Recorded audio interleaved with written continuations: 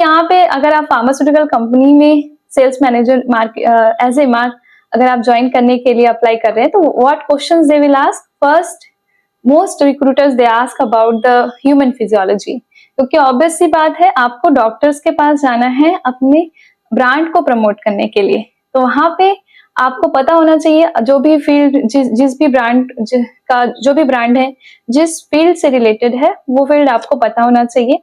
तो यहाँ पे बेसिक क्वेश्चन पूछते हैं आपको 11 बॉडी सिस्टम्स के बारे में। आपको हो सकता है पूछा जाए कि ये वाला बॉडी सिस्टम है, आप इसको पूरा डिस्क्राइब करिए। तो आप कम से कम टाइम में कितना अच्छा इसको डिस्क्राइब कर सकते हैं, इन चीजों से आप फिल्टर आउट होंगे। तो यहाँ पे याद रखिएगा कि आपको अपने बॉडी सिस्टम्स का 11 बॉडी सिस्टम्स का पूरा डिटेल पता होना चाहिए, कंप्लीट। तो यहाँ ह्यूमन फिजियोलॉजी, एनाटॉमी पे फोकस रहता है। उसके बाद अगला सवाल, अब चूंकि आपको ड्रग्स के मेडिसिन के मार्केटिंग के साथ डील करना है, तो यहाँ पे आपको रिसर्च वगैरह वाले टॉपिक्स पढ़ने की जरूरत नहीं है।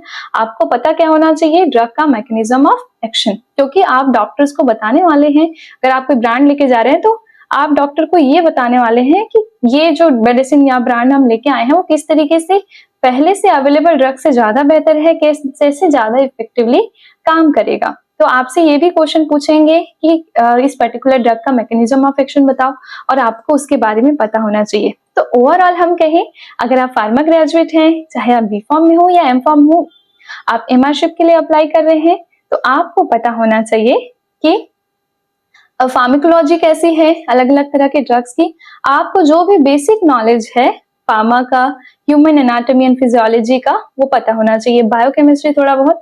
तो यूजुअली यही सारे क्वेश्चंस आपसे पूछे जाएंगे, और एट द लास्ट आपसे पूछा जाएगा कि आपको हमारी कंपनी के बारे में क्या पता है, आपने जिस कंपनी के लिए अप्लाई किया उसके बारे में आपको क्या पता है, अभी मार्केट कैसा चल रहा है, कौन सी कंपनीज कैसा कर रही है, किस तरीके से अभी कितना डेवलपमेंट हो रहा है फार्मास्यूटिकल्स में। इन सारी चीजों पे क्वेश्चंस किए जा सकते हैं, और इसके लिए आपको प्री प्रिपेयर्ड रहना है। ऐसा नहीं कि आप ऐसा फ्रेशर जा रहे हैं तो बस मुंह उठा के चले जाएंगे।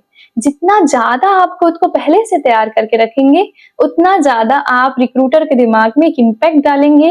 और एक चीज याद रखिएगा कि आपका फ्लुएंसी और कॉन्फिडेंस एक बहुत इंपॉर्टेंट चीज है जब आप एमआरशिप के लिए अप्लाई करते हैं या फिर फार्मा में मार्केटिंग में एंटर करने का सोचते हैं। तो इन सारी चीजों को दिमाग में रखिएगा, और अगर कोई सवाल हो तो आप वो हमसे कमेंट बॉक्स के थ्रू पूछ सकते हैं, या फिर आप इंस्टाग्राम के थ्रू भी कांटेक्ट कर सकते हैं।